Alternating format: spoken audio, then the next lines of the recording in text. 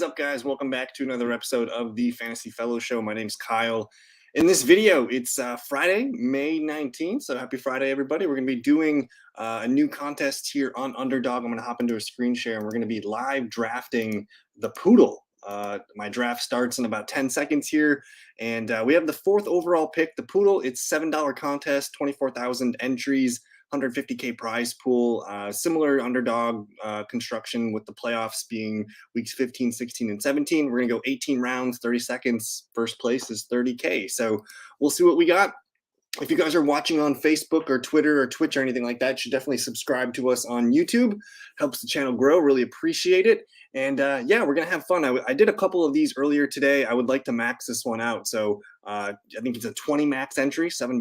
We'll see what we can do here. And again, picking from the 4 spot, Underdog's half PPR. We'll see what we can craft up. We'll start looking at schedules and whatnot as well as we get a little bit deeper in the draft. But Justin Jefferson, Jamar Chase, obviously the first 2 picks there. I do not like taking Christian McCaffrey there, so I'm glad he did not get picked. So we're going to collect Tyreek Hill here. And honestly, when I was doing my projections, which I can show you guys, if you're new to the fellowship, definitely check it out, subscribe. I just put out my 2023 playbook, which is basically my draft kit. And I have all of my projections and my rankings in here. Let's actually take a look at the projections. I just want to see what the half PPR numbers came out to be. And yeah, I mean, I got Tyreek Hill slightly over Jamar Chase in half PPR, so we're getting a good player there in Tyreek Hill. Travis Kelce fallen a little bit. I noticed, I mean, earlier in the week he was, 4 or 5 overall. Now he's dipping, and he's still available at 8th overall. So interesting. Travis Kelce dip a little bit here in the first round. And I did put out some interesting schedule stuff on the website today. You can check out the whole schedule grid here. I did put that up in there. You can download it, whatever you need to do. But I was looking at the easiest schedules, and the Falcons, the Saints, and the Panthers have the easiest schedules. And these are based on win totals from DraftKings. I went through and I just collected everyone's schedule and added their win totals and came up with this final number at the end. The Falcons' average opponents will only have 7.68 wins. Teams with the toughest schedule, we got the Patriots, the Raiders down here. These teams are going to be averaging almost 9 wins per team here. So it's a tougher schedule for these guys. The Dolphins do have a tough schedule, but I don't think that really affects Tyreek Hill that much. And then we do have the best ball schedule weeks 15, 16, and 17. We'll be conscious of Miami. They do play the Jets, the Cowboys, and the Ravens. That's a tough gauntlet of 3 playoff teams that they're going to have to face. So we'll see if we can kind of pick some of those guys here. Let's see. Kelce did go 8, AJ Brown at 9. At this point, with Tyreek Hill, I don't necessarily think we need to get Jalen Waddle. We shall see. But either way, we're having fun here moving into the back end of the first round. And hey, if you're new to the channel, definitely subscribe. I think we're at 699 subscribers, so I want to hit that 700 mark. I will be doing best ball drafts. Basically, I'm going to do live streams from here on out until the start of the regular season. So we'll keep doing this. We use Underdog, we use DraftKings, we use Drafters. My favorite is the full PPR format. I don't love the half PPR format, but I'm cool with it. It's growing on me. But Underdog's prize pools are usually the best. So that's why we like Underdog. But anyways, start of the second round, Austin Eckler falling all the way to 2.1. I just want to look at my projections because I believe Eckler is one of my top ranked players in half PPR formats. I have him up there as my number 1 half PPR projected player. So I'm assuming he's going to play this year. I don't think the contract issue is going to come into play with him. I think he's a respectful guy where he will end up playing football for the Chargers. But I have Eckler as my top rated running back in all formats pretty much. I think all formats except standard, maybe. We'll see. But I love Eckler. To get him at the 201 is pretty spicy value there. And looks like Eagles here going Jonathan Taylor and Saquon Barkley. So we got the first running back build. My problem is I really like the running backs this year. I think there's a lot of fun running backs in the 1st, 2nd, and 3rd round. I don't really love them in the 4th round, but they perk back up in the 5th, 6th, and 7th round again. So you just got to be conscious of where you're drafting these running backs. But for us, we got Tyreek Hill here. Not sure who's going to be there. Like we could fall on Jalen Waddle. I don't expect Waddle to be there. He's got a 17.8 ADP. I mean, if he's there, I guess we'll take him, but I'm not expecting him to be there. Amon-Ra St. Brown dipping a little bit here. There's the quarterbacks, Hurts and Mahomes flying off the board. And I'm still not sure how I like. Basically, I like drafting Hurts, Mahomes, and Allen if I can stack them with one of their stud receivers, because they all have a guy going in the first round, whether it's AJ Stephon Diggs, Kelsey. There's a pretty good. Ooh, and we do get Jalen Waddle to fall to us. So I suppose we'll do it. I guess this is going to set us up for the Tua Tagovailoa. We get Waddle on a little bit of an ADP dip here. So looks like we are going heavy Miami so far. Tyreek Hill, Jalen Waddle. I could have some fun with this, and we could end up going for Lamar Jackson or Mark Andrews. I think Mark Andrews would pair nicely with these guys here again, because we do know week 17. Let's see. Baltimore and Miami. This one's in Baltimore too. So I'm not opposed to grabbing Mark Andrews if he's able to fall through for us. But we shall see what happens. Nick Chubb's one of my favorite guys to click on in the second round right now. I think he, especially in a half PPR format, that dude's he's gonna crush it. And I think my half PPR numbers here, I have him as a top 16 player in my projections in terms of half PPR. So I think he should be a mid-second round. People are still drafting him at the end of the second round. Sometimes he dips into the third round too, which is just kind of crazy to me. But we got one more pick here in the second round. Hope you're all having a great Friday, just chilling out here. We're going to be going 18 rounds, so we got a good, half hour, 40 minutes left of the drafting. And there we go, best ball beast. He stacks Mark Andrews with Lamar Jackson, basically sabotaging our potential Miami-Baltimore Week 17 angle. Let's see, who does Miami play again? Week 17, 16, and 15. The Jets and the Cowboys, it's going to be tough to draft some of those guys. We could take a guy like Breece Hall, just because he's going to be in one of those games. And maybe who do the Jets end up playing week 17? Jets have a tough schedule too. They get Miami and Cleveland, but Washington sprinkled in the middle there. Let's see what we got on deck. I like Stevenson a lot. There goes T. Higgins. I mean, at this point, I probably have to just take Devonta Smith, because his value is pretty good there. We're picking number 28th overall. I'll take Devonta here. He's got an ADP of 24. So we got 3 sick receivers. They're all on bye week 10, which is not the greatest, but we'll figure that out. Tyreek Hill, Jalen Waddle, and Devonta Smith. I really like the Eagles' schedule. Seattle, New York Giants, and then the creme de la creme, Arizona Cardinals, week 17. Cardinals are going to be the worst team in the league. You can see by the way I did this, the Cardinals are only projected to win 4.5 games this year. Easily the worst. There's no team that's like the next closest team has 6.5 wins. So like the NFL and the odds makers are basically saying Cardinals are the clear worst team. They're probably going to be the front runner for the first overall pick in the draft. It's going to be interesting for them because there's quarterbacks available in the NFL draft at the top of the draft next year. And the Cardinals, for sure, one of the worst teams defensively. And we'll see if Kyler Murray can get on field. But Deebo Samuel, 3.5. I like DK Metcalf. I really don't love drafting wide receivers here, but you're starting to see T. Higgins, Devonta Smith, DK Metcalf. Those guys are all in the beginning of the third round.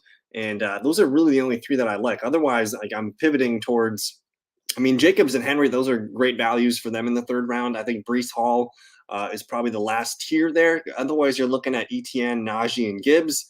And it's interesting because Najee and Gibbs have been starting to, Najee's always been kind of like a 4th round guy, but Gibbs, he kind of spiked up into the mid to end 3rd, and now he's kind of falling back at the beginning of the 4th. So interesting. Yeah, I'm not sure what I'm going to try and do. So we got a Philadelphia player now. And going against the Cardinals, I don't love it. We might just have a naked Devonta Smith here. Maybe we grab a couple of the running backs, Kenny Gainwell or DeAndre Swift or something. I like watching to see what Eagles does. He's a pretty savvy guy. He knows a lot of big names on the board. But Breece Hall falling to 3.10, I think that's a pretty good value. We can go to the board here, kind of just show you guys what we're looking at.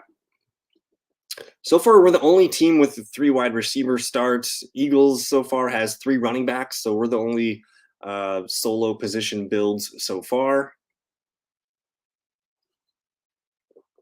TJ Hawkinson at 37. I don't, that just seems a little rich for me. I've been getting Hawkinson to fall to the end of the fourth round sometimes. And yeah, basically, if you don't get Kelsey or Mark Andrews, I'm kind of punting on tight end. But sometimes, like on drafters and underdog, or drafters and draft kings, Hawkinson falls to the end of the fourth round sometimes. But uh, but yeah, I'm just kind of looking around here. Debo Samuel at 29, that feels a bit rich to me.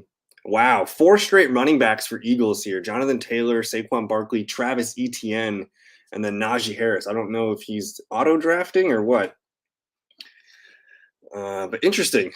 I mean, all of the things you're seeing published on about Underdog right now are basically saying you want to go wide receiver early, and you basically want to have only one or two running backs that you rely on for the beginning parts of your draft, and take a bunch of flyers on running backs. But essentially, you can start four wide receivers, which is half of your team. So it does make sense to stockpile wide receivers early.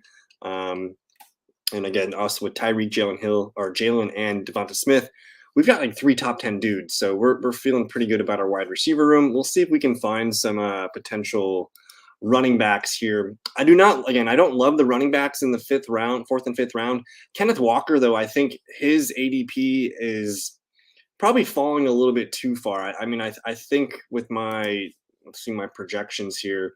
My projections have Kenneth Walker as the 29th ranked flex player in my projections. I'm feeling pretty good about Kenneth Walker at this point being a top running back. I just want to see my running back half PPR projections. We have Kenneth Walker as RB16, so I'm locking in a pretty damn good running back there. Mike Williams, DJ Moore, DeAndre Hopkins, Keenan Allen, Justin Herbert did go. I don't know if I'm comfortable taking Mike. Some of these receivers here bother me a little bit, but we're going to grab our anchor running back here. And even though Zach Charbonnet is there, they're still going to feed Kenneth Walker. If you look at his numbers from last year, let's take a look at his FF today. Kenneth Walker from last year. That's half PPR. Let's go to half PPR. He averaged 12.6 points per game last year. I mean, pretty much every game that he started in, he was over double digits. He had two bad games here, week 13 and 15. Pretty solid game in the playoffs against a tough opponent, the 49ers. Dude's going to rack up touchdowns. He actually didn't even score touchdowns from weeks 13 to 18, and he still did decently for fantasy. I don't think we're going to see these, big spikes of 21, 23 attempts, but you're probably looking at anywhere between 14 and 18 attempts per game. And again, I'm not super worried about Charbonnet just coming in and derailing his value. I think there's still value in a guy like Kenneth Walker. And let's close that. I just want to see where Ken Walker ended up finishing last year.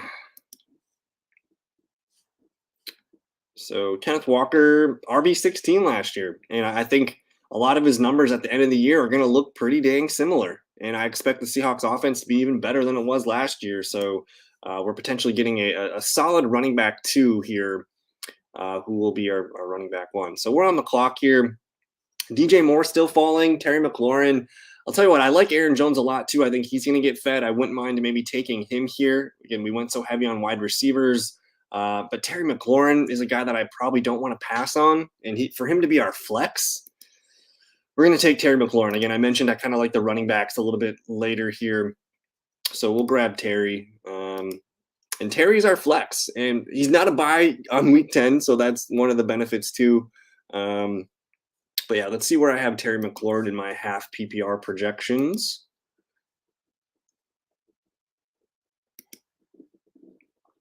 Terry.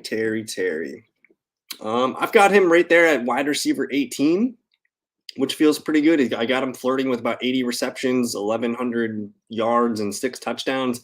I want to buy into Sam Howell. I think he's going to be not significantly better, but I think he's going to be better than Taylor Heineke was last year for that team. And I just like that they're kind of being confident with Sam Howell. Just basically, they gave him the job like months ago. They basically said he's our starting quarterback even before the draft and all that stuff. Like they really committed to him, and I appreciate that. I just want to see where I have Terry ranked. I had Terry ranked as my 38th ranked projection player. So that feels pretty good. And again, these are my flex rankings. I just like to look at that because I mean you can add quarterbacks in there, but for me this kind of says I'm getting a top 40 player at the flex position, and he's our wide receiver 4. So that feels pretty good. I do love drafting Miles Sanders. Damian Pierce's ADP is getting that Evan Silva bump right now, so he's in the 6th round. He's in the middle of the 5th round now, and he used to be like a 7th round, 6th round pick. Aaron Jones did fall to 5'10". I still have a soft spot for Aaron Jones because he catches a lot of passes, and I think Green Bay is going to run the ball a ton. And I mean, where was Aaron Jones last year? I mean, he only scored 7 touchdowns. And maybe he's around that same number, but there's potential for him to improve. He only 2 rushing touchdowns all year last year. He did have, I think, a career year in. He did not have a career high in rushing yards, but he did have more attempts in 2019. That's his big touchdown season. But a career year as a receiver in targets, receptions, and yards. So I like Aaron Jones kind of a lot there in the 5th round. But we're moving into the 6th round now. Let's go back to the board so we can just kind of see some of the themes here. Wow, Eagles. He took 5 straight running backs and 5 bangers, by the way. And he's got Chris Godwin as his wide receiver 1. I'm starting to come around to Chris Godwin potentially being a guy that I'm interested in the 6th round.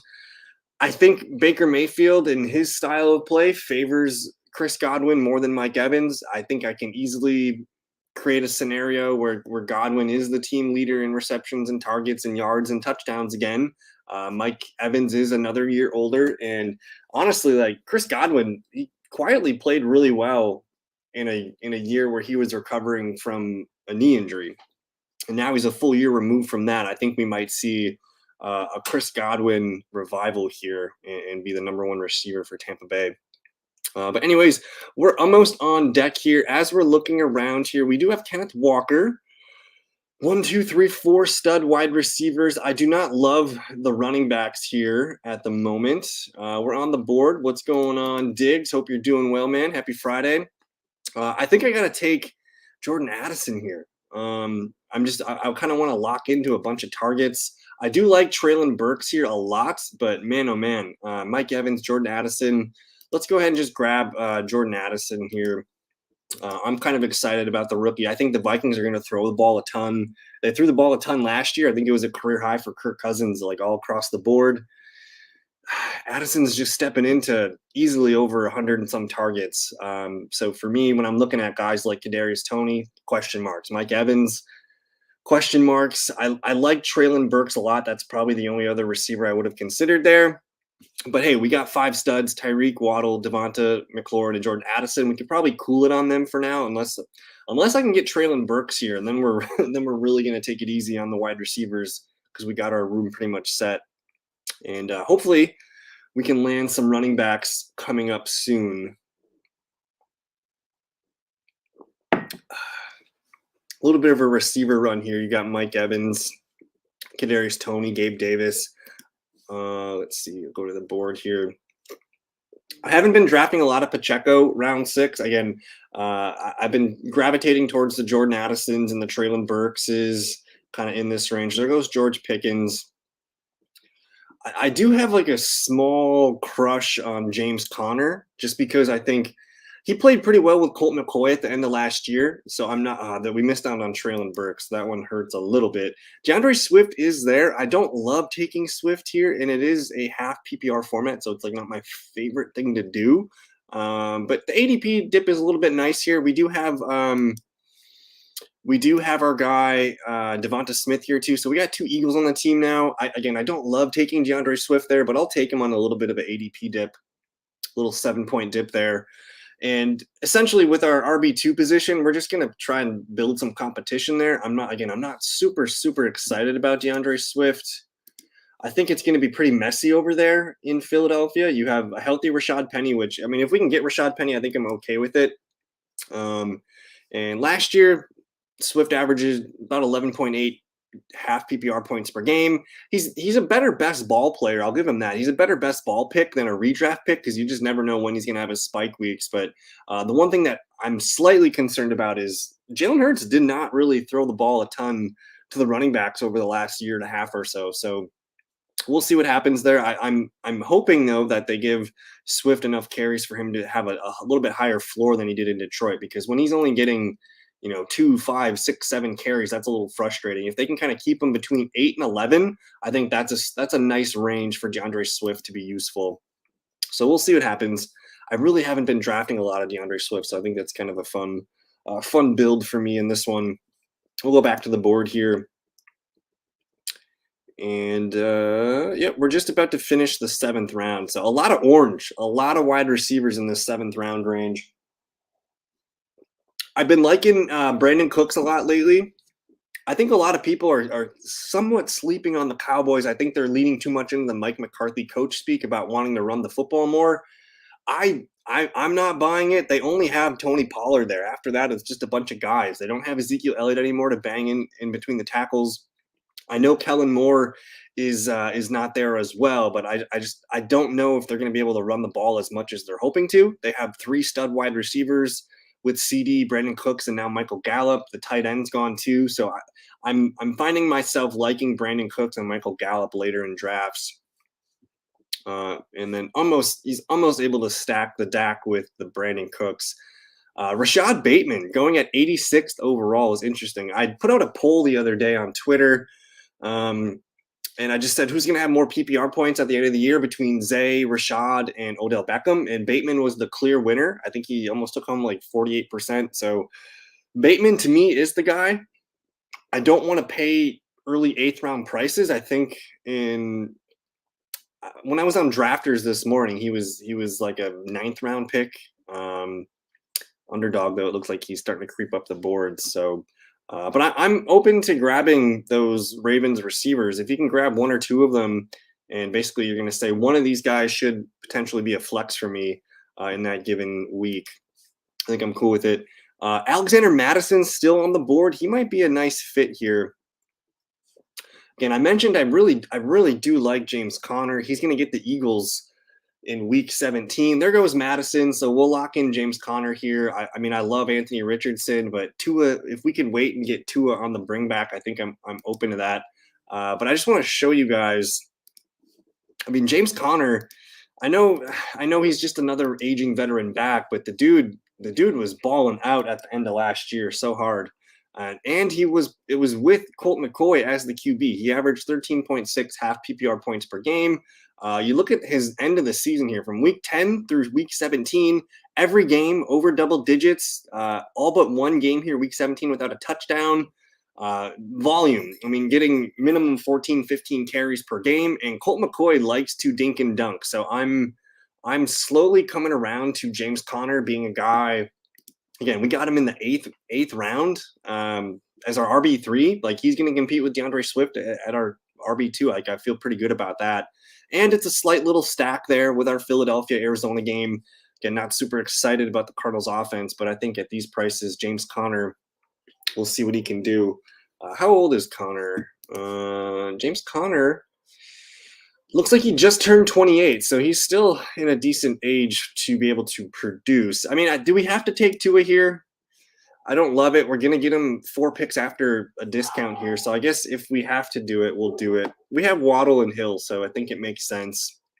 I'm slowly – when I'm doing my projections, I had to give Tua a little bit of a bump for potentially missing some games, but I think when I put my numbers in for Tua to play 15, 16 games – his numbers kind of went through the roof. So I think getting Tua here as our QB1, we just need one other guy here, whether it's Sam Howell or something like that. I think I'm fine with that.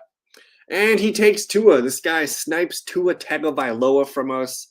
Thank you, my good man. And completely unstacked as well. The guy's even had Josh Allen, so he's just being a turd.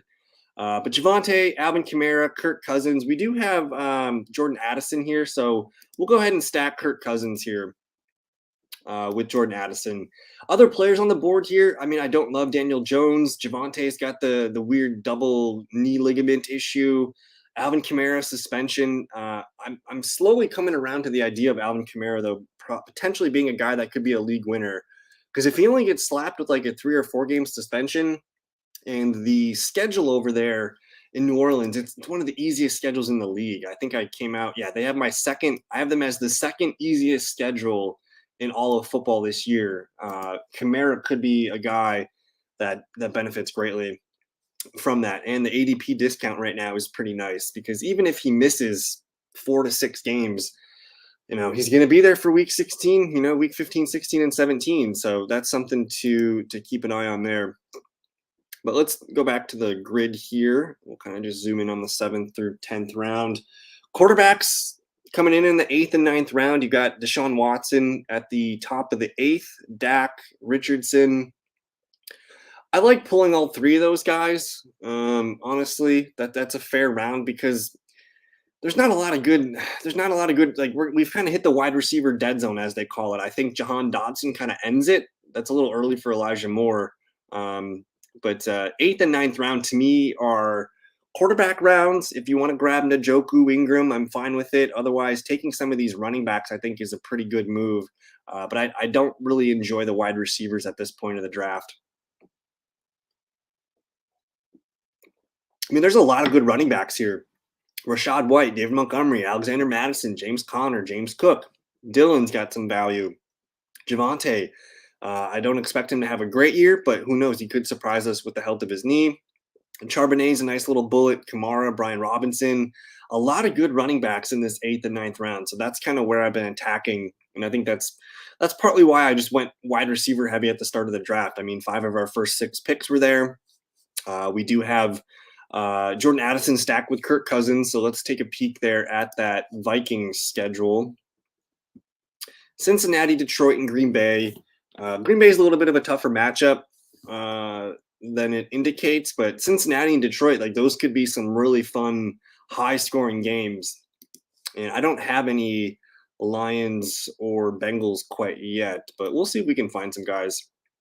We do not have a tight end yet. I do not understand. I mean, if we can get him, we'll take him, but I don't understand the dippage of Pat Freiermuth right now. I just want to go look at the numbers from last year on Pat. And Pat last year in Yahoo format, which is half PPR format, he was tight end 8, averaged 7.8 points per game. He did not have a huge year, only 2 touchdowns, but his floor, almost 100 targets, 63 catches, and 732 yards. Like in terms of yards, he was like the 4th or 5th best tight end. So in half PPR, I value yards. He was 6th in yards last year, so I think he's got top 5, top 6 tight end potential this year. If the touchdowns fall his way, like look out, because I mean, again, 6th in yards. Receptions, Pat was 6th in receptions, and targets, he was tied for 5th. So I think you're buying the volume on Pat Freiermuth. And look at, I mean, amongst all the other tight ends in here, he caught the fewest touchdowns. He's going to catch at least 3 or 4 this year, which will bump him up. So Pat Freiermuth, easily one of my most targeted tight ends right now. I absolutely love drafting him. And again, tight end 8 last year. I mean, if he pops off for 6, 7 touchdowns, like that's going to boost him significantly. So we'll lock in the Steeler there. We'll take a peek at the Steelers schedule. Indianapolis, Cincinnati. Oh, and we got a little correlation there with Kenneth Walker. So interesting. I mean, I guess that puts us on to the potential. I mean, Kenny Pickett's so free at the end. We can maybe grab a guy like Kenny Pickett. We can maybe add another running back like Jaylen Warren potentially. And I did mention I do like Sam Howell. I think he can run the ball with his legs a little bit better than people realize. Dude had a lot of rushing yards in his final year at college. There's Jaylen Warren. He wouldn't be a bad build here because who knows, by weeks 15, 16, 17, Najee could be not playing or anything like that. But we're having fun. I just want to look at this real quick. So after we took Pat, Kincaid, Ryan would have been a nice snag. I would have liked Penny to fall. Oh, well. I'm feeling good about our running back room, though. James Conner, DeAndre Swift, and Kenneth Walker. Tyler Boyd's decent. Um, we got such strong wide receivers, though. Hmm. There goes Boyd. Sky Moore, Zay Jones, Jamal Williams. We're on the clock right now. Don't mind a guy like Jerick McKinnon here. I kind of like Jamal Williams as well. Mingo does have potential to be the team's leading receiver. I tell you, we're gonna grab my other favorite tight end though, Chico Conquo. So we just kind of solidified our tight end. I don't like having weaknesses, so grabbing Pat and Chig basically secures me a top 5, top 10 tight end each week.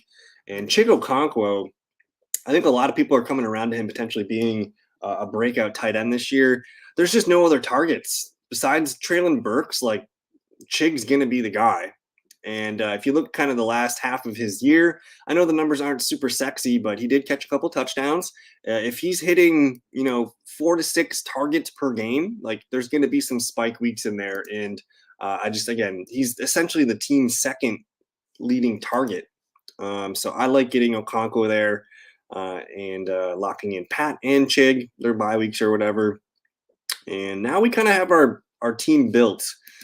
It's balanced, and now we can kind of begin to fill in the cracks. Some more receivers flying off the board here. I don't love the receivers in this range, like Tyler Boyd, Sky Moore, DJ Chark, Zay Jones, Rashee Rice. You just don't know what you're going to get with these guys. I like Pat and Chig there to lock down our tight end room. I wouldn't have minded Jerick McKinnon there, but again, in a half PPR format, I don't love McKinnon. I think his touchdowns are probably coming down this year. But we shall see. Let's see here. So Eagles, after his 5 straight running back starts here, he goes 5 straight receivers. And Godwin, Jahan Dotson, Bateman, Williams, Jacoby Myers. He's probably going to grab some tight ends or some quarterbacks soon here.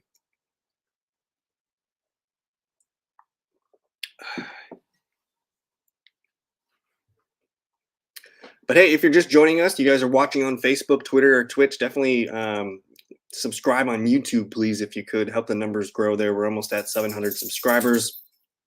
Trying to hit that goal of 1,000 subscribers so we can monetize this mofo. But Jared Goff, there goes Michael Gallup. That would have been a nice get for us. But I think at this point, with however many picks, we got, 7 picks left here. Now we're just kind of filling out the bottom of our depth. Could definitely use some more running backs. Again, I like our receivers, but we have 5 pretty dang good ones. We only probably need 2 more with our build here. I'm probably interested in 3 quarterbacks. Again, I think our 2 tight end approach can work. If there's one that I like later, I'm not opposed to it. But man, there's a lot of orange here. KJ Osborne would have been a nice grab. Romeo Dobbs, Nico Collins. Not quite sure what we can line up over here at the back end. I do want to just mention because we have DeAndre Swift there. Kenneth Gainwell's like free. His ADP is 191. We'll kind of put him on the board.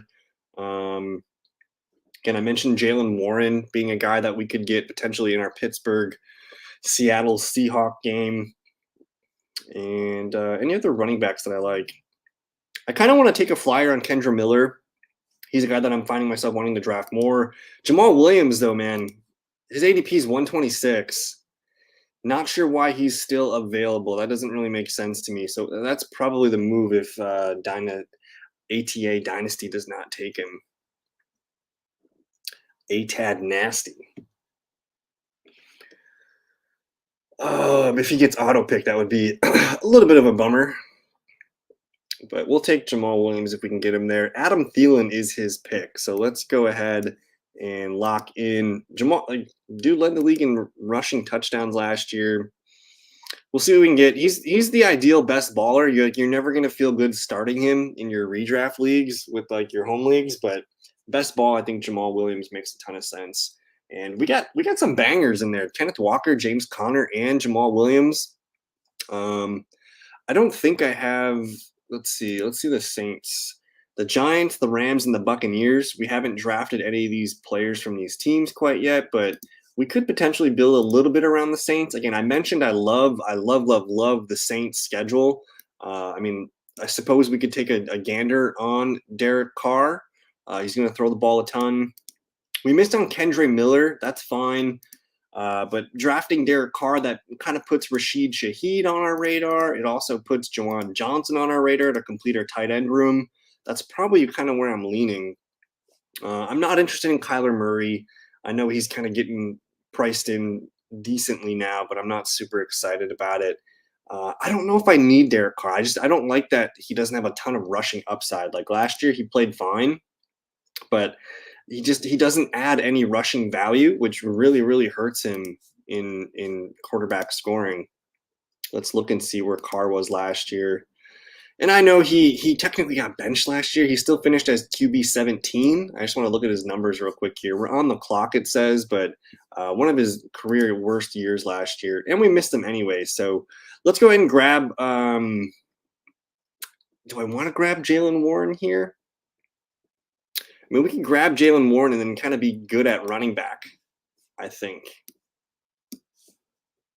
And one of the only reasons why I'm grabbing Jaylen Warren is because the Steelers play the Seahawks week 17, and we've kind of built ourselves up a little bit into that game. We have Pat Fryermuth, we have Kenneth Walker, and I think we're on track to collect Kenny Pickett in that game. So we should have some decent skill players in that contest. But we're moving and grooving into the 13th round. We have 1, 2, 3, 4, 5 picks left. What do you think about our running backs in the comments there? We got Kenneth Walker, DeAndre Swift, James Conner. I think that's going to be our trio that we rely on heavily throughout the year. And then we got some flyers here on Jamal Williams, who fell way past ADP. And then Jaylen Warren, who played pretty well at the end of last year. And he kind of nipped some value off of Najee Harris. Let me go see if I can find him. Let me go click on Najee. Let's just look at, Najee's last few games, the dude was getting a bunch of carries. But Jaylen Warren, I believe, as a receiver. Yeah, it was as a receiver. He was starting to catch the ball at a pretty consistent clip. He had a couple games here where he scored double-digit fantasy points, a couple nines in there. I think it's reasonable to expect his role to grow just a little bit. And you see these games here with 11 and 12 carries.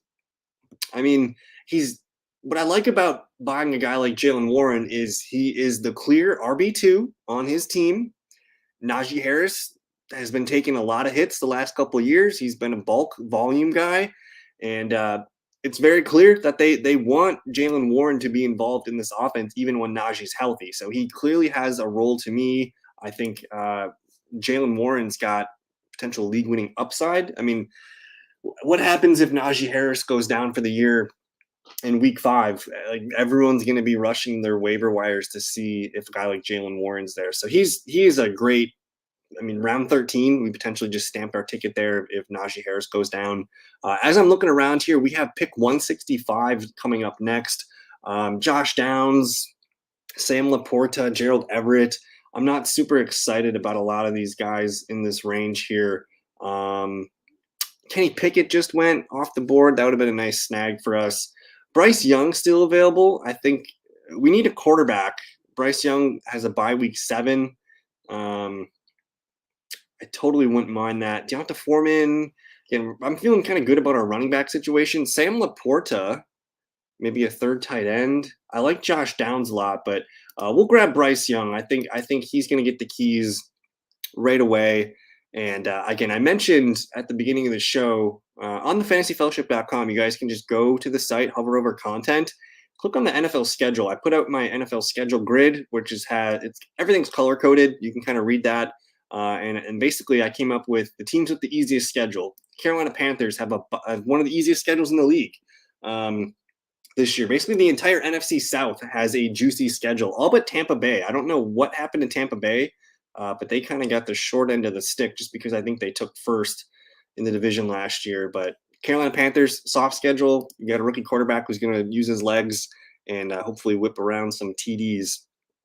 He's unstacked, but I don't think that matters very much. So what? We got 4 picks left in this sucker. 4 picks. I would have loved to get Kenny Pickett there, but what are you going to do?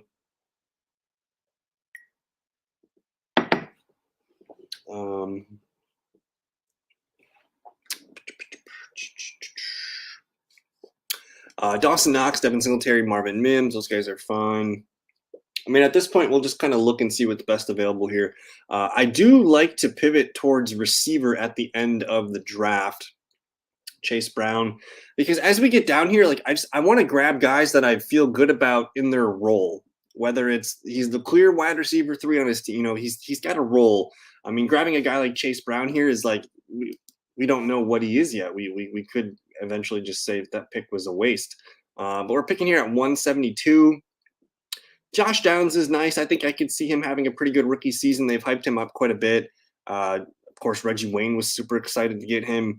I mean, at this point, we're just grabbing a guy here who I think, to me, again, a guy with a clear role. You have Alec Pierce on the outside. Michael Pittman can probably get pushed to the outside now. Josh Downs and Michael Pittman will probably rotate in the slot. I think Josh Downs is the clear wide receiver 3 on that team.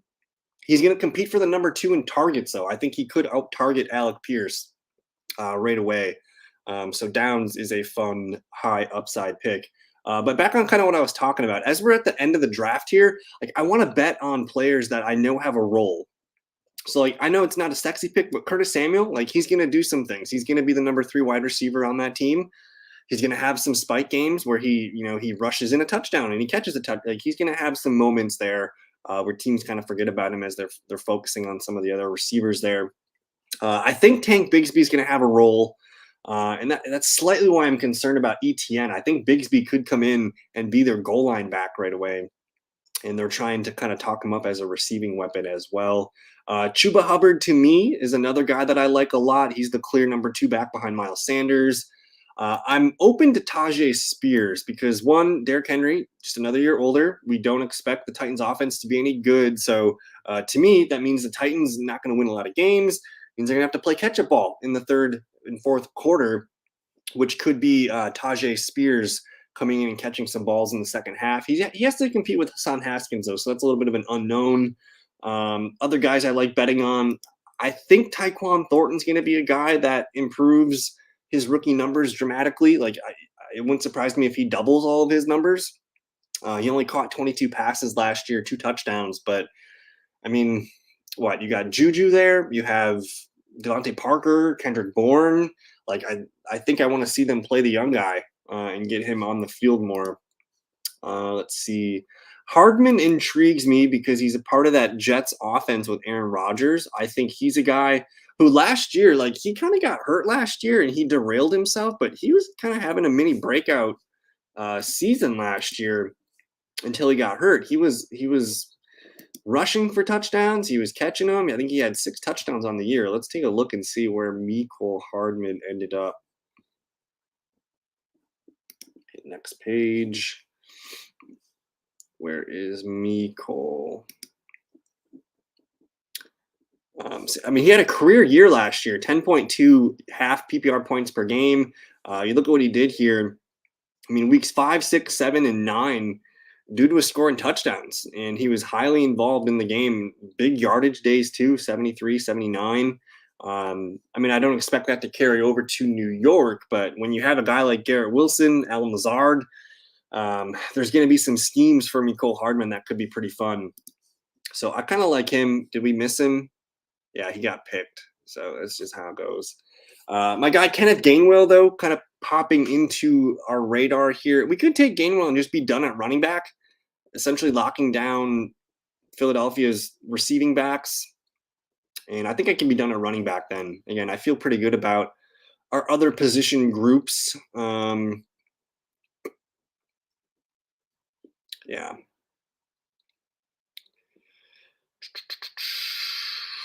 Yeah, we're gonna move Kenneth Gainwell up there. Okay, we got Kenny G. So we're done at running back. I feel good about the group. We got 1, 2 picks left. I wouldn't mind a third tight end, and then maybe another one more receiver. I'm not sure if I need another receiver. I have Josh Downs as my last guy, but then we have Tyreek, Waddle, Devonta, Terry McLaurin, and Jordan Addison. Maybe we do need a 6th, or I guess a 7th wide receiver there.